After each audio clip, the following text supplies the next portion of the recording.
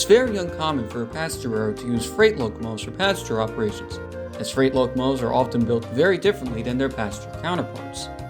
When purchased, they are often rebuilt for passenger service at a cheaper price than buying a brand new locomotive,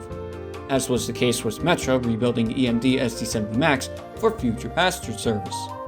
However, this wasn't the first time a commuter railroad considered freight locomotives for their operations, as Metrolink purchased 4 ex-Union Pacific SD60s in 2004, numbers 2150, 5999, 5987, and 5988, as their 804 to 807 for possible passenger use on the commuter railroad, along with 4 ex-Amtrak F40PHs. Although these plans never came to fruition, as Metrolink purchased the F59 PHI,